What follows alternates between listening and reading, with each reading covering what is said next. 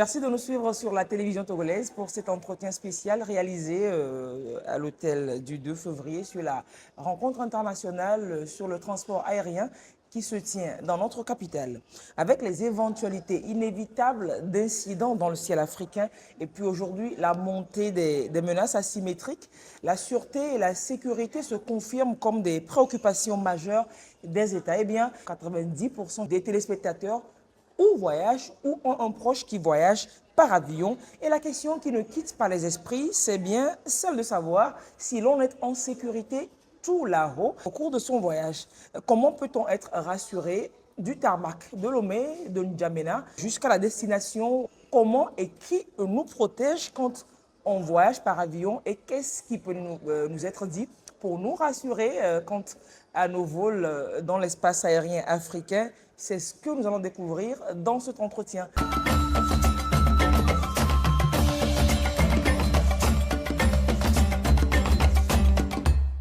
Avec les patrons de la sécurité et de la sûreté aérienne en Afrique. Merci messieurs de partager le plateau. Je veux dire merci à monsieur Apombi Eugène d'être là. Vous êtes directeur général de l'Agence de supervision de la sécurité aérienne en Afrique centrale.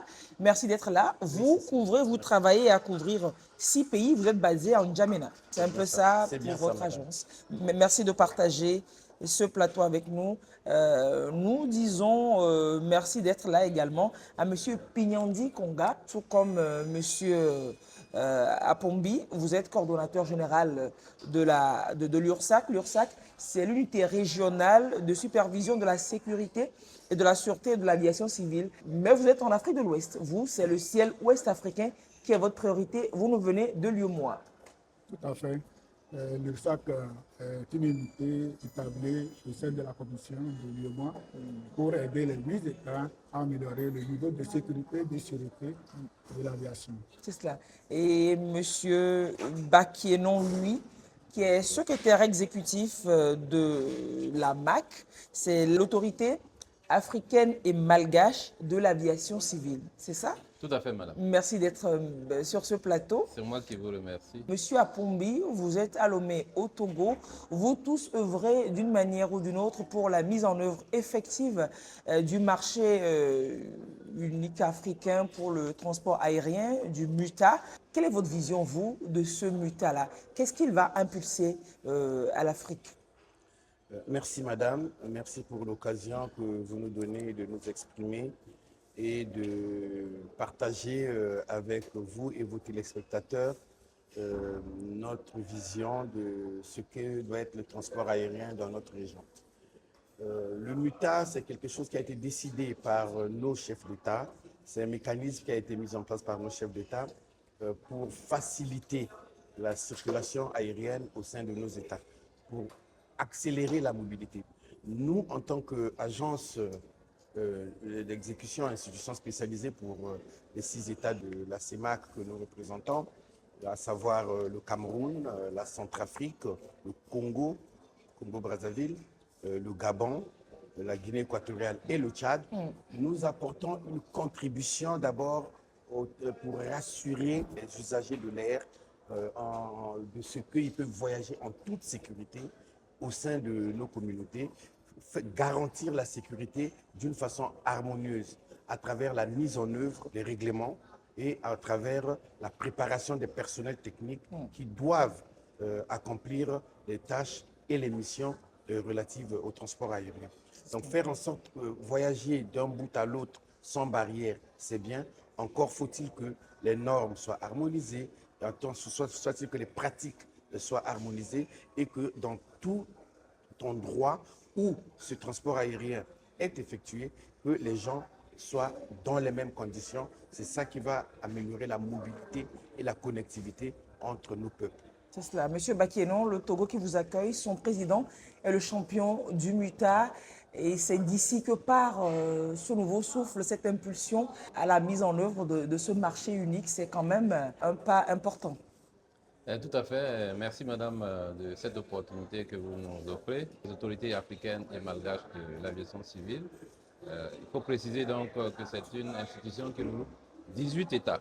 Et la particularité des AMAC, c'est que cette institution est adossée sur une institution bien connue au niveau donc, de l'Afrique qui est la SECNA. La SECNA, c'est l'Agence pour la sécurité de la navigation aérienne.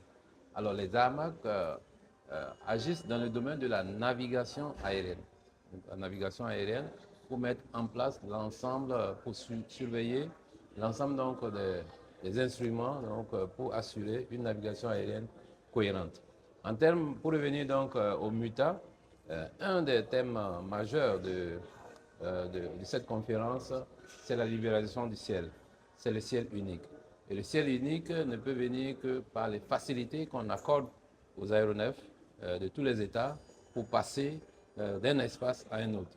Si nous avons un ciel qui est fragmenté, un ciel qui ne permet pas donc une circulation fluide, cela donc ne nous permet pas donc de développer notre transport aérien et par conséquent emporter l'économie et rassurer donc facilement donc les voyages sur le continent. Aujourd'hui, en termes donc de MUTA et au niveau des AMAC, nous nous intéressons beaucoup plus donc à toute cette harmonisation qu'il faut mettre en place en termes de navigation aérienne pour qu'il y ait une fluidité lorsque les avions sont dans les espaces en toute sécurité. C'est cela. Voilà donc résumer donc ce que nous faisons en appui aux États. Je précise donc que l'activité est réalisée par les États et nous, en tant qu'organisation de supervision de la sécurité, nous venons en appui aux États pour pouvoir les aider à faciliter et à réaliser leurs obligations régaliennes. Alors, Monsieur Pignandi, vous autres qui nous venez de l'UEMOA, quelle est la contribution de votre institution dans la mise en œuvre effective de cette MUTA que les consommateurs, que le public africain attend, mais vraiment de pied ferme? Le sujet abordé cette année à travers cet événement par rapport au MUTA est un sujet très important. La commission de l'UEMOA joue un rôle important de précurseur parce que actuellement, si vous voyez ce que l'UEMOA fait dans le domaine de la libéralisation, l'UEMOA est un laboratoire qui peut servir de base pour étendre le marché unique au niveau continental. Parce que dès l'adoption de la décision de Yamoussoukro qui a institué d'aller vers le marché unique, la commission de l'UEMOA dès les années 2000 a fait des réformes importantes à travers la prise des règlements qui s'appliquent directement dans les États sur la libéralisation du marché et également sur l'harmonisation de la réglementation en matière de sécurité et de sûreté, ce qui nous concerne principalement actuellement. Et des mesures pour avoir les règles de concurrence saines entre les États de l'UEMOA et également des mesures sur la réduction et la gestion des prix des billets, même si un travail encore à faire dans ce domaine. Et donc, l'UEMOA joue un rôle important dans la mise en œuvre donc, du MUTA. Alors revenons à notre sujet, la sécurité et la sûreté dans le ciel aérien. Aujourd'hui, en 2026, quelle est la menace numéro 1 pour un vol au départ, par exemple, de Lomé ou de N'Djamena ou de Ouaga? Est-ce qu'on parle encore de détournement d'avion ou alors la menace, elle a pris une autre tournure? Est-ce que c'est passé à autre chose aujourd'hui? Monsieur Bakieno. La menace fait partie du quotidien en aviation et c'est pour cela que toutes les structures se préparent. Et c'est vrai donc on avait eu par le passé des détournements spectaculaires, mais de plus en plus aujourd'hui nous parlons donc des risques dans le domaine donc, de la sécurité et la maîtrise de ces risques. Et dans tout métier, il y a des dangers. Il faut arriver donc à contrôler ces dangers, à les surveiller et à les ramener à un niveau acceptable. C'est ce que nous faisons au quotidien. Donc, nous vivons avec les risques, les menaces au quotidien et dans tous les secteurs, que ce soit dans le secteur de la sûreté, que ce soit dans le secteur de la sécurité, ces menaces, elles sont permanentes. Et permanemment également, donc, on procède donc à la mise à jour des technologies existantes, on procède à la mise à jour donc, du capital humain pour eux également donc, apprendre donc, à les détecter en avance pour que nous soyons toujours proactifs afin donc d'éviter donc les catastrophes à notre Alors, vous ne niveau. m'avez pas quand même dit, c'est quoi la menace numéro un? Je Qu'est-ce qu'on dirais craint? Oui. aujourd'hui, à notre niveau, surtout donc, vous constaterez donc en matière donc de sûreté, nous mettons beaucoup l'accent parce que c'est à ce niveau donc il y a le plus de crainte.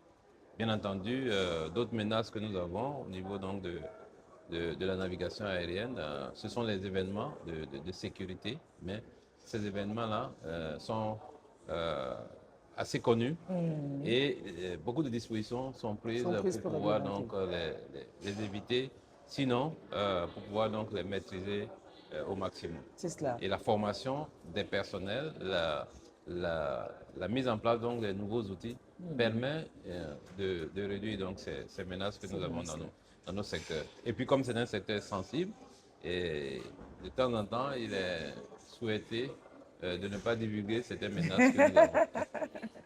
Je comprends bien. Monsieur Apombi voudra bien nous aider à faire la différence entre sécurité et sûreté quand on parle de l'aviation civile. Il y a ce terme, ces deux termes-là que beaucoup de gens, évidemment, les communs de mortels, ils confondent, mais que nous, les professionnels de l'aviation, nous maîtrisons très bien.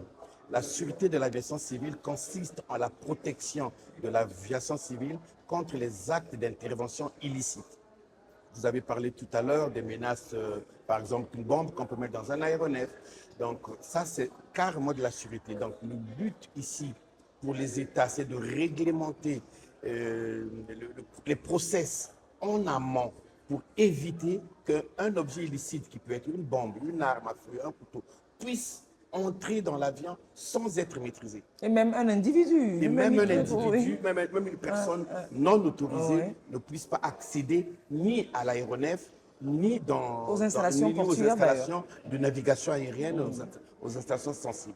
Donc c'est ça le rôle de la sûreté et dans l'aviation civile.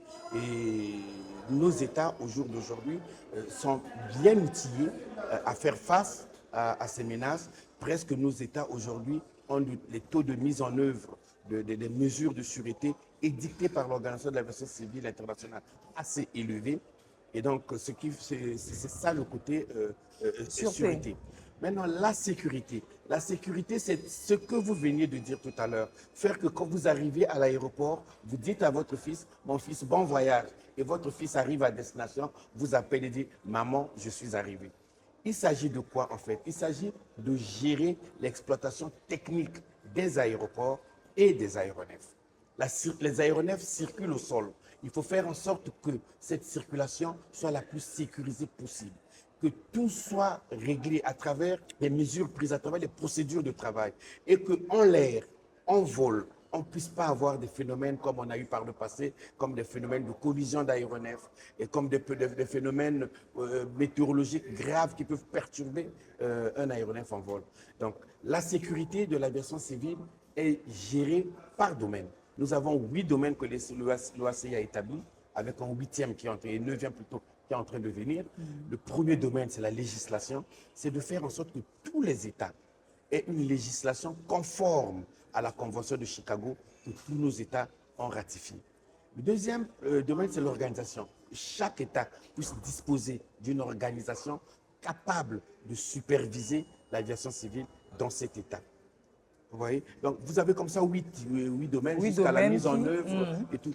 Et j'imagine que le Togo est bien un bon élève dans la mise en œuvre, dans l'application de tout ces à l'heure, je pense que M. Pignonzi vous donnera le taux de mise en œuvre, le taux de mise en œuvre des normes et pratiques. Parce que l'aéroport de Lomé est l'un des aéroports les plus sûrs dans la sous-région, M. Pignonzi. Oui, pour le dire, c'est vrai, c'est connu.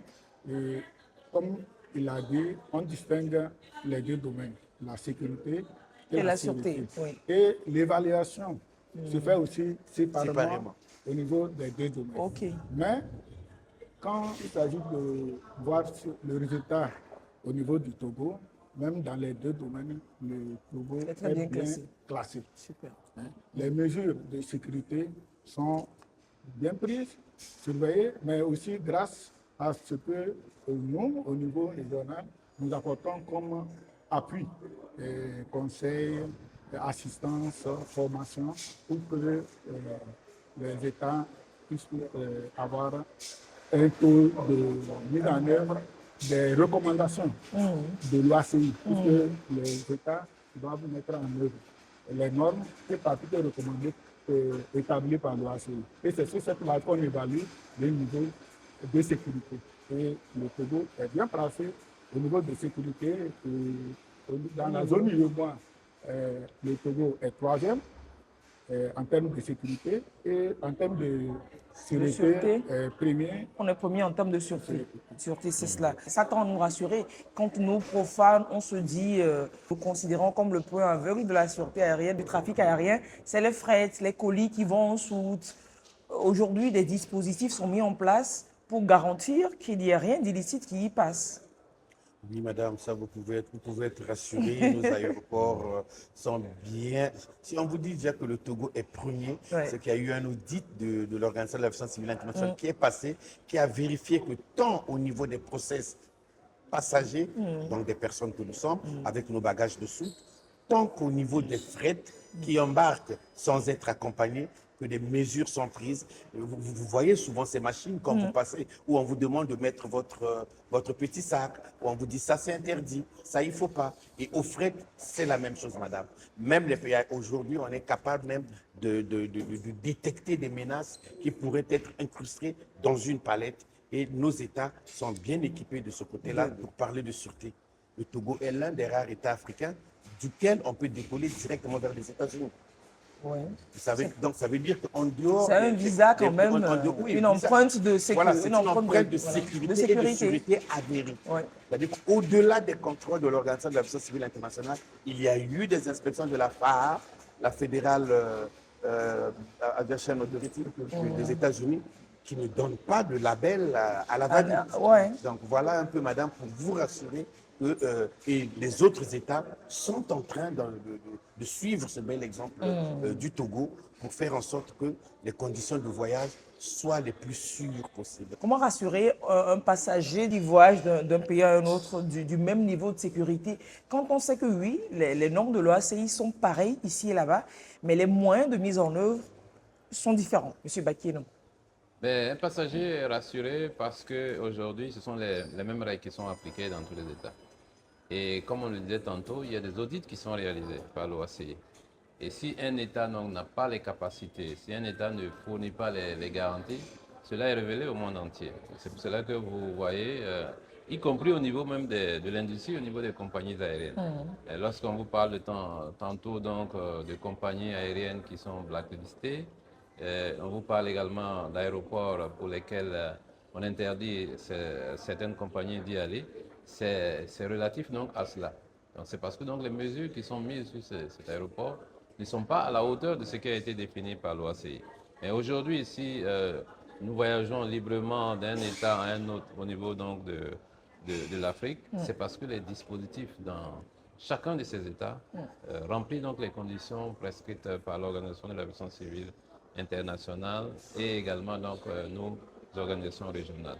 Le fait donc d'avoir donc des organisations sous-régionales comme l'URSSAC, comme la SAAC, sont également des moteurs pour que, au niveau donc de ces sous-régions, les dispositifs soient similaires, sinon quasiment les mêmes. Aujourd'hui, qu'est-ce que nous faisons? C'est mettre en place des textes qui soient communs pour que lorsque nous, en tant qu'organisation de supervision, nous faisons l'évaluation d'un système, d'un État, pour le rapporter à l'ensemble des États, que nous puissions avoir le même niveau ou bien le minimum qui est prescrit dans chacun de ces pays. Sans ce minimum, ce pays donc, se retrouverait donc, à l'écart. Donc il est urgent aujourd'hui donc, que ces pays, c'est pour cela aussi que ces pays donc, se laissent à ces audits, ces inspections de la part donc d'autres pays, des organisations de supervision de la sécurité, pour confirmer leur conformité et assurer donc que les avions peuvent partir d'un pays à un autre. Et lorsque les États signent des accords, vous savez que lorsqu'une compagnie doit arriver d'un pays à un autre, ce sont des accords que les États signent. Les ANAC signent des accords avec ces États. Il y a un certain nombre d'évaluations, il y a un certain nombre de vérifications qui sont faites en amont. Sont faites avant d'agréer la destination. Voilà, avant donc d'agréer non seulement en termes donc, des capacités, des modules qui seront mis en place pour assurer, mais tout le dispositif de sécurité et de sûreté qui va avec. Donc, il y a vraiment des prérequis qui sont suivis et c'est ce qui permet aujourd'hui donc d'être sûr qu'un avion qui quitte le Sénégal pour le Togo, qui continue au Congo et qui revient en passant par la Centrafrique ou le Cameroun, vous pouvez être tranquille parce que toutes ces vérifications en amont ont déjà été faites. C'est cela. Un cas précis, comme vous en faites souvent des exercices, hein, on crie par exemple une alerte à la bombe sur un vol régional. Concrètement, qui décroche le téléphone en premier? On suit des documentaires, hein, sur les télés, sur les chaînes. On se pose des questions. Chez nous, est-ce qu'on est prêt? Ou alors, est-ce qu'un avion peut être cloué au sol par une cyberattaque? Est-ce qu'on est prêt à tout ça aujourd'hui? Monsieur Apombi, sans doute. Madame, dans le cadre de la supervision de la sécurité aérienne, il y a 18 procédures particulières. Et l'une d'elles s'appelle le plan d'urgence. Chaque aéroport a un plan d'urgence qui est géré pas seulement par le directeur de l'aéroport, mais par les plus hautes autorités de la localité où se trouve l'aéroport. Et des exercices sont menés en permanence pour éviter tous les désordres que nous avons eus par le passé. Qui veut dire qu'en cas d'alerte, l'information qui est arrivée par le ciel, par le sol, le mécanisme déjà, c'est planifié. C'est planifié et dans chaque aéroport, madame, vous le voyez peut-être pas, il y a un local qui s'appelle le Centre de direction des opérations d'urgence. Et donc, dès que l'alerte est sonnée, chacun sait où il va, qu'est-ce qu'il va occuper comme poste et tout le temps, les équipements de ce poste sont contrôlés, les téléphones portables, tout est, madame, maîtrisé à ce niveau. Nos services de santé, nos pompiers de la ville, ils savent ce qu'ils ont à faire en cas d'alerte pour apporter appui à l'aviation civile. Ceux qui sont dans l'aéroport, chacun connaît. On a vu par le passé. Moi, j'ai vécu le tristement célèbre accident de UTA au-dessus du Ténéré. Et moi-même, à l'époque, étudiant, j'étais en vacances au pays et je devais repartir en Europe. Et il y a eu une grande réunion de famille pour dire, mais non, mais il ne part plus avec ces avions qui tombent. Ah ça, notre fils, il part plus. J'ai vécu à l'aéroport en live des gens qui venaient, puisque je faisais mon stage à l'aéroport au pays, des gens qui venaient qui étaient désemparés, qui ne savaient même pas à qui s'adresser, qui ne savaient même pas où avoir la bonne information. Ça, c'est des dizaines d'années derrière. Oui, hein. des dizaines d'années derrière. Et aujourd'hui, sur la base de ces éléments du passé, l'aviation civile s'est bien organisée.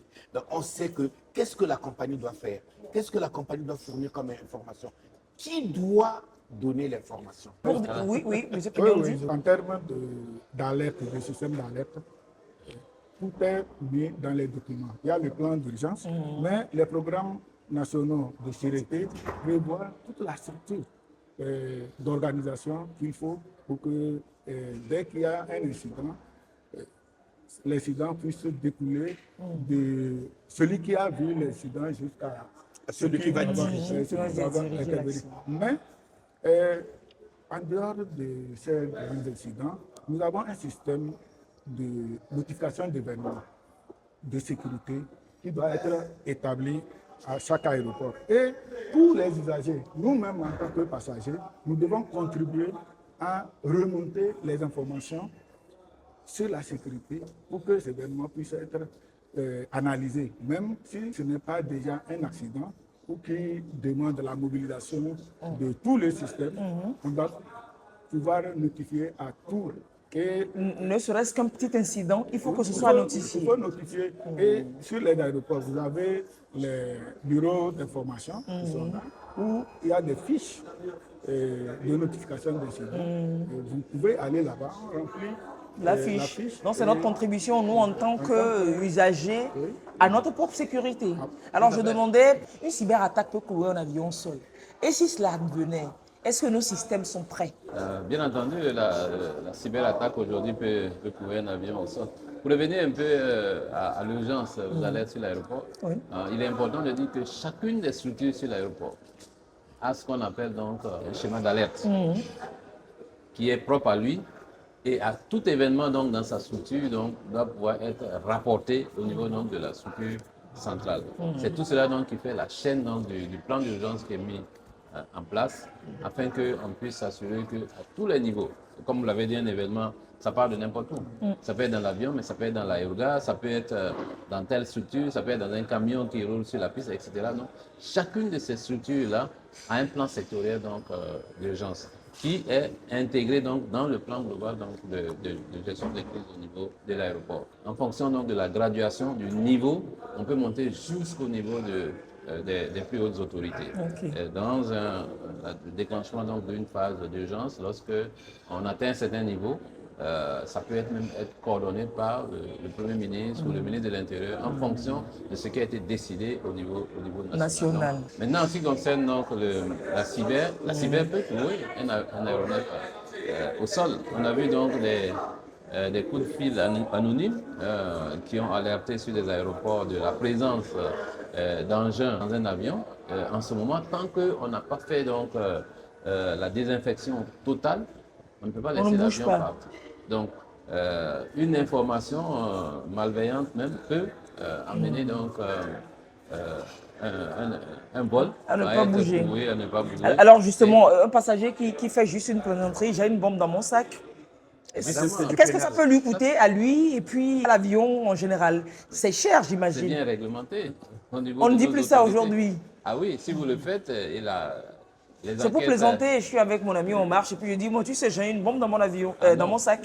Ça ne se fait plus. Très mauvais. Tout en rigolant. N'essayez surtout pas ces plaisanteries de très mauvaise augure qui peut vous faire passer des heures et qui sales heures quand même. être soumis à de très lourdes amendes et à une condamnation qui peut aller jusqu'à la prison ferme. Ah ok, c'est pénal. Oui.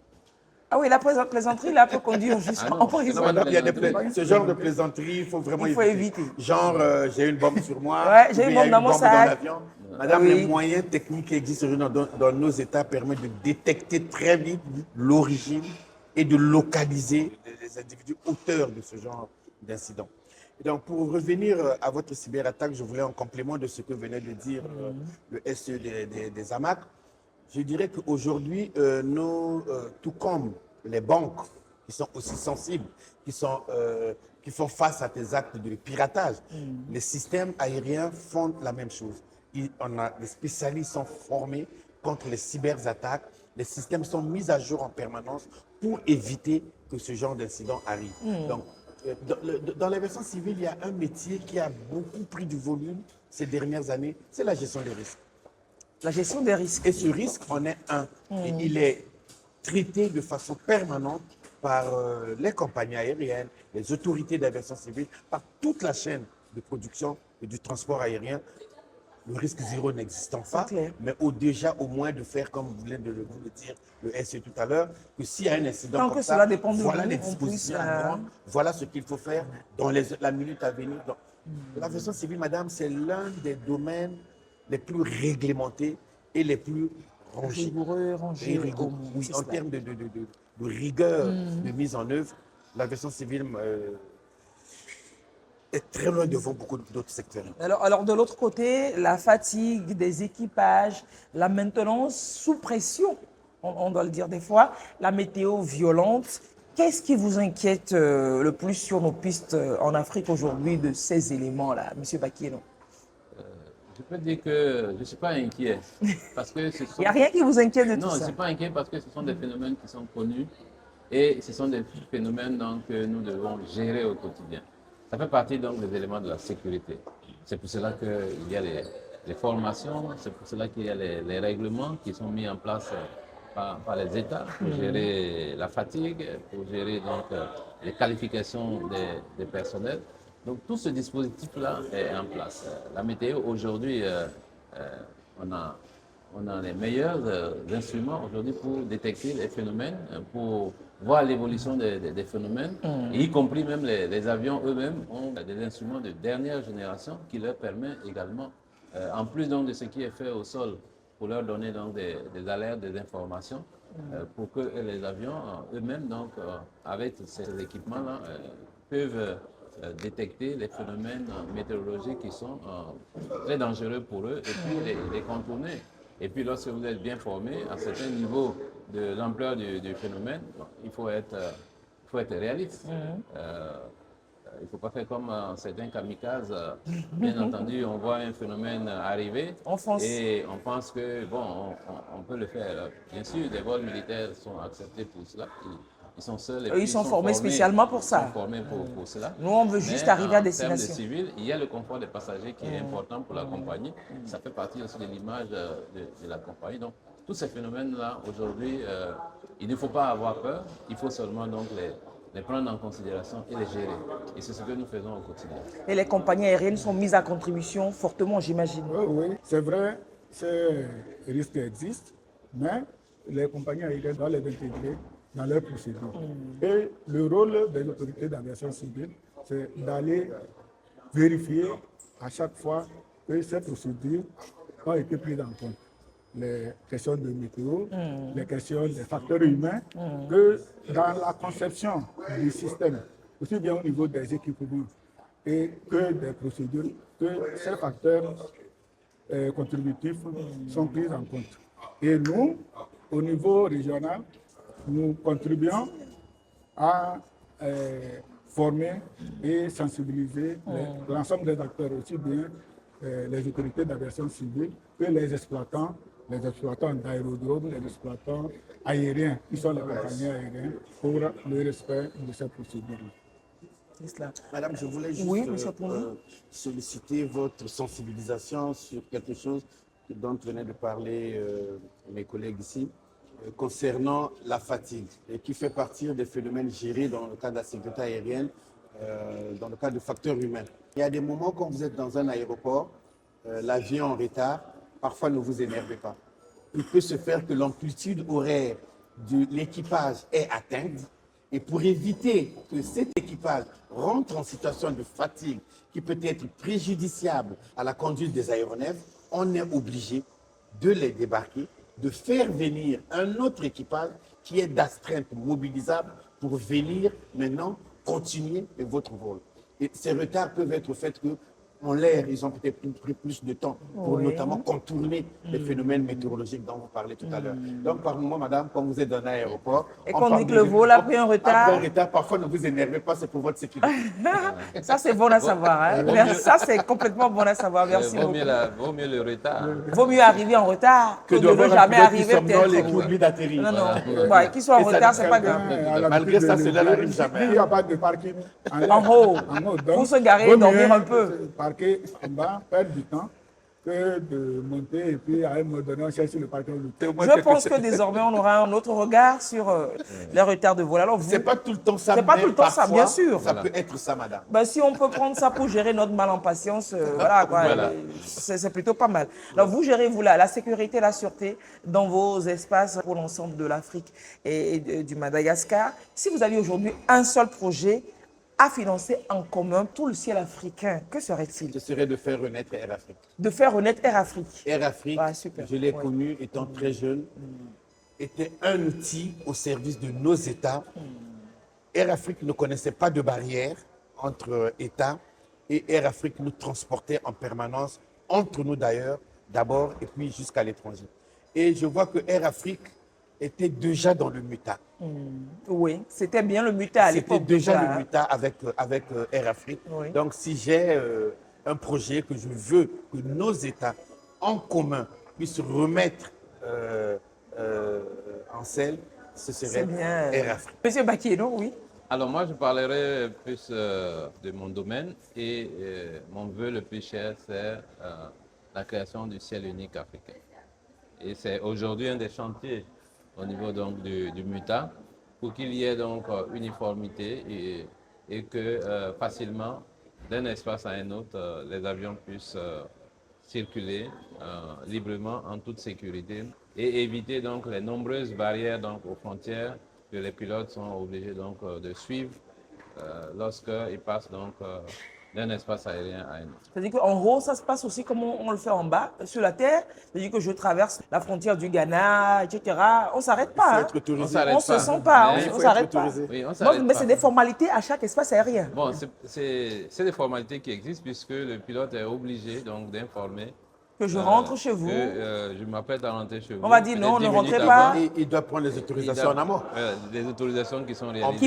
Qui peuvent lui être refusées. Qui peuvent lui être refusées, qui peuvent donc l'obliger à contourner, à allonger donc son temps de trajet. vol. Et puis également en termes de fatigue, lorsque vous avez donc à faire toutes ces opérations, ce sont des charges de travail en plus pour le pilote et qui jouent également donc sur sa disponibilité physique. C'est cela. Donc, tout On cela, imagine qu'ailleurs, ça ne se fait pas. Où il y a de grands regroupements. Non, il faut dire qu'en Afrique même, on est assez bien avancé. On est assez bien avancé parce qu'avec le regroupement qu'on a avec la SECNA, c'est 18 États au niveau du continent qui ont mis leur espace en commun. En commun déjà. Déjà, donc, il y a donc cette uniformisation. Maintenant, il faut l'étendre. C'est la tâche d'huile qu'on veut maintenant. Voilà. Il faut qu'elle s'étende. Il faut qu'avec les autres États, que cela se fasse. Et ça va fluidifier donc, le trafic. Et ça va permettre donc aux équipages donc d'être plus rapides et la rentabilité surtout des vols. Lorsque on entame une procédure, on peut l'entamer depuis un premier état et le poursuivre dans un second état sans qu'il y ait une cassure. Alors que lorsque un avion doit descendre en palier, il consomme beaucoup plus de carburant. Aujourd'hui, on parle beaucoup donc de la préservation de la nature avec le déversement donc, de CO2 dans la nature. Il faut le réduire et le réduire donc c'est également donc participer donc à réduire le temps de vol. C'est cela, c'est bien cela. Et pour votre projet, donc pour vous c'est le ciel, pour M. Apombi c'est l'avion, la compagnie. Pour vous? Pour moi, je retiendrai au moins 2 projets. 2 projets? Ouais, on a dit un seul projet, non, M. je Pignon. retiendrai 2 projets. Mais le prioritaire, celui qui vient en premier? Le projet qui vient en priorité, c'est la formation du personnel. Il faut avoir des centres de formation dignes de ce nom. Sur le continent, il y en a, non? Mais ce n'est pas assez Des démocratique. centres qui forment sur la gestion de l'aviation civile. Mais aujourd'hui, on a des pénuries de pilotes. Quel centre où on va former les pilotes aujourd'hui? La dernière fois, il y avait question de rehausser l'âge de départ à la retraite. Pour que les pilotes en activité puissent continuer. Alors que c'est un risque. On a parlé tout à l'heure des facteurs humains. Quelqu'un qui a un âge avancé, et qu'on maintient dans le cockpit. Parce qu'il y a Parce manque qu'il y a de manque, personnes. il y a pénurie. Il y a une école de formation sur le continent de pilotes. On est sur l'école de Ethiopian Airlines. Il y a Ethiopian Et Airlines puis qui l'Afrique forme. du Sud aussi, on a. Et ce n'est pas accessible à tout le monde, j'imagine. C'est pas assez. Et nos Donc, pilotes le nombre de vont places en aussi. Europe, Le nombre de places. Donc vous voulez qu'on démocratise qu'on la puisse formation. avoir dans chaque région. Si on parle du ciel unique, il faudrait que chaque région puisse avoir les mêmes opportunités pour aller sur la même base. Et je vais donner, c'est pour cela que je n'ai pas voulu parler d'un seul projet, Allez-y. parce qu'il y a la formation, mais également la maintenance des avions. Et aujourd'hui, pour maintenir les avions, c'est à des niveaux. Si c'est enlever une roue, c'est facile, on peut le faire allumer. Si c'est pour vérifier l'état du fuselage, on peut le faire en pliant. Mais quand il s'agit D'intervenir sur le moteur. d'un check approfondi, Niveau rehaussé, il faut aller loin. Et aujourd'hui, le centre où on amène nos avions, par exemple, c'est en Éthiopie. Vous allez faire l'ouverture du ciel.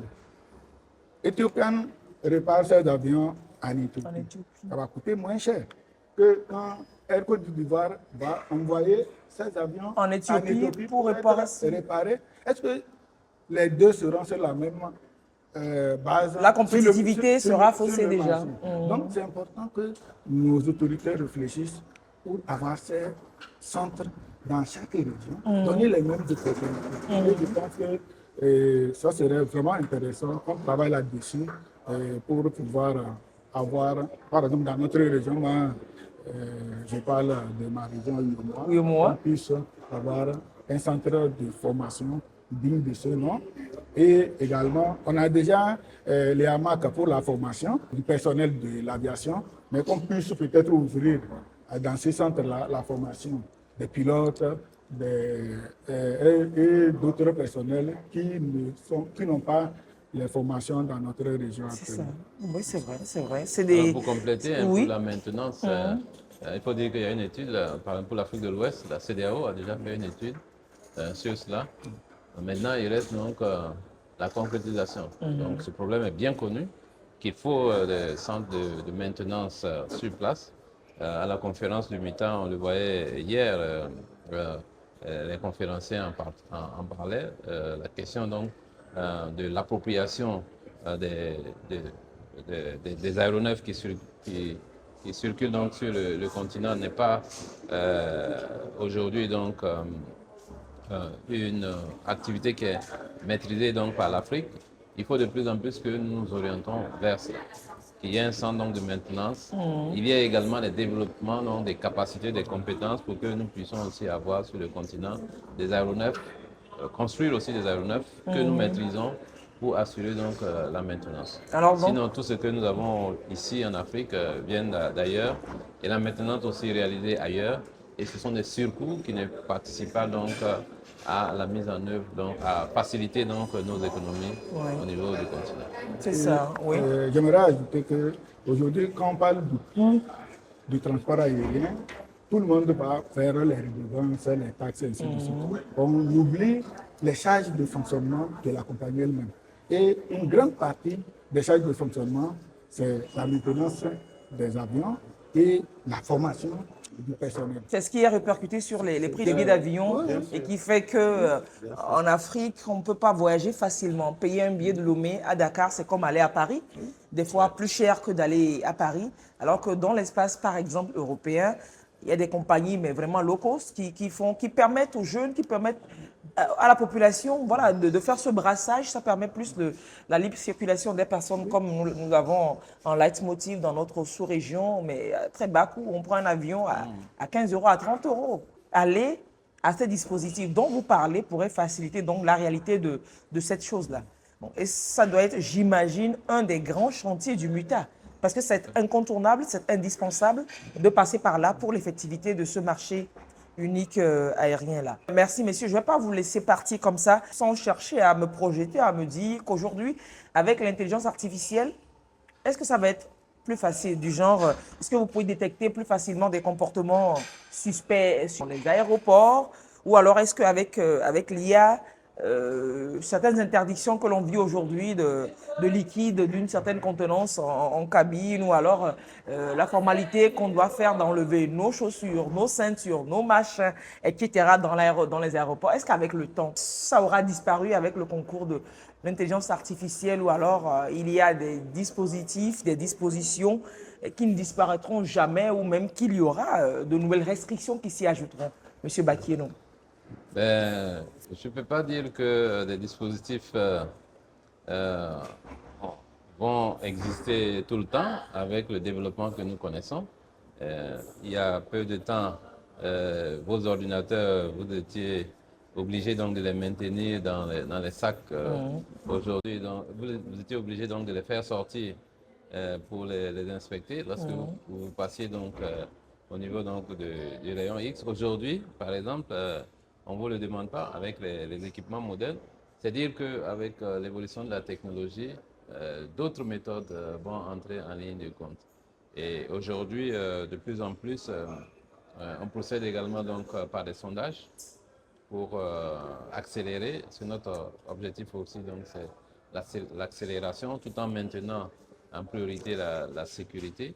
Donc ces dispositifs-là existent. L'IA de plus en plus intégrée également donc, dans la gestion du trafic aérien, au niveau par exemple du contrôle aérien. Aujourd'hui, donc vous allez dans certains pays déjà, donc ce dispositif est intégré pour faire donc des suggestions et même appliquer. On le voit aujourd'hui donc en Europe. Il est clair que très bientôt, ce sont des dispositifs au niveau donc, de l'organisation internationale qui vont aujourd'hui donc faire partie donc, de notre quotidien et être normalisés pour qu'on puisse l'appliquer aussi dans tous les pays du monde entier. C'est cela. Vous vouliez ajouter? Oui, je voulais juste dire que l'IA va faire partie de nos vies dans tout ce que nous allons faire. Et il appartient à l'homme de s'adapter. Dans le domaine de la sécurité aujourd'hui, on met en place un système de collecte de données et le traitement à partir des informations collectées au niveau de l'IA. Donc, l'OACI recommande vivement à nos États d'utiliser de plus en plus l'IA, de mettre en place le mécanisme pour que l'IA puisse être L'IA utilisée, assiste. mais que les informations fournies à travers l'IA puissent être acceptables. Donc, on travaille là-dessus aujourd'hui dans notre domaine. C'est cela. Monsieur Apombi, c'est bon, ça va. Sinon, on va conclure l'entretien avec un exercice. Vous allez compléter une phrase que je vais faire, cher monsieur. Chacun va compléter la phrase. En 2030, un ciel africain sûr, c'est un ciel où chacun complétera avec le souhait ou alors l'exigence, ou alors la vision que la personne a. Alors, monsieur Apombi, en 2030, un ciel africain sûr, c'est un ciel où Il y a 0 accident, ce qui est l'objectif mondial en termes de sécurité. Monsieur Bakeno, Un ciel africain sûr en 2030, c'est un ciel dans lequel un aéronef peut décoller d'un État vers un autre État sans juste déposer une information initiale et faire son vol sans coordination avec l'ensemble donc, des États qui l'aura suivi. qui va survoler. Monsieur Binyandi, Bien, pour moi, excusez-moi de faire une tautologie, un ciel africain sûr, c'est un ciel africain qui est vraiment sûr. Qui est vraiment sûr. Donc, les risques, les menaces sont maîtrisés. oui. Chaque État joue son rôle pour la supervision des exploitants, que nous, au niveau régional, on puisse accompagner les États dans cette maîtrise des risques liés à la sécurité et à la sûreté. C'est cela. Alors moi, mère de famille, je peux accompagner mon fils à l'aéroport et lui dire, mon fils, voyage tranquille, tu es protégé. En toute confiance aujourd'hui. Tout à fait. On a toujours dit que l'aviation est le domaine. Le moyen de transport le plus sûr. C'est le Et colonel ce n'est Lata pas, qui nous répétait ça Ce souvent. n'est pas quelque chose, c'est pas un slogan. C'est une la réalité. C'est une réalité. Il suffit de voir et de plus en plus.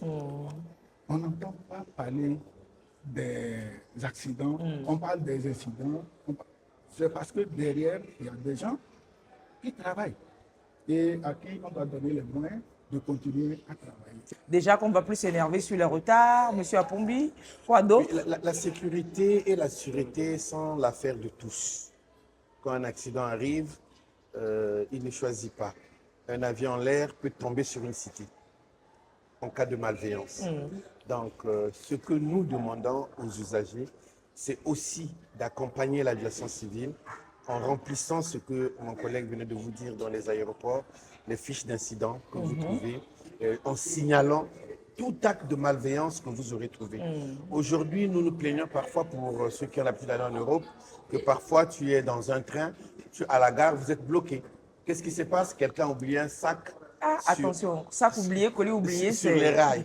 Voilà, donc c'est ça. Et il faut que, mais s'il n'y a pas une personne pour signaler ce sac oublié, peut-être ne peut passer d'acte de malveillance à un acte d'intervention illicite, c'est-à-dire à provoquer un accident et qui peut amener à des milliers de morts. Et des morts, ça peut être nos frères, ça peut être nos amis, ça peut être nos proches tout simplement. Donc nous demandons aussi au grand public qui utilise les moyens de transport que nous maîtrisons aujourd'hui, le transport aérien, qu'ils soient aussi des collaborateurs, qu'ils puissent nous accompagner dans cet exercice de garantir la sûreté et la sécurité du transport aérien. Alors, je vous remercie, messieurs. Monsieur Apombi Eugène, directeur général de l'Agence de supervision de la sécurité aérienne en Afrique centrale. Merci pour tout ce que vous avez partagé avec nous. Merci, madame. Merci pour l'assurance que vous nous avez donnée. Merci de nous avoir donné l'occasion de rassurer le peuple togolais et alors tous les usagers de l'air de par l'Afrique et le monde. Et on va dire merci à monsieur Pinyandi Konga. Vous êtes coordonnateur général de l'URSSAC. L'URSSAC, c'est l'unité régionale de supervision de la sécurité et de la sûreté de l'aviation civile dans l'UEMOA. Oui. Merci pour le partage, monsieur Pinyandi. Merci beaucoup. Et je voudrais dire que, avec le thème de cette conférence, l'UEMOA, l'Union africaine et la CAFAC peuvent s'inspirer de tout ce qui se passe au niveau de l'UEMOA. Parce que nous avons un instrument législatif très performant qui lie déjà les États, les traités sur lesquels nous basons pour harmoniser nos procédures. Et on ne peut pas parler du ciel unique sans pouvoir parler de cette harmonisation, parce qu'il faudrait mettre les compagnies aériennes et tous les acteurs sur le même plan d'égalité. Super, super. Merci également à M. Bakienon, lui, secrétaire exécutif de l'AMAC, l'autorité africaine et malgache de l'aviation civile, un peu coiffé un peu toute l'Afrique. Merci pour votre présence également sur ce plateau.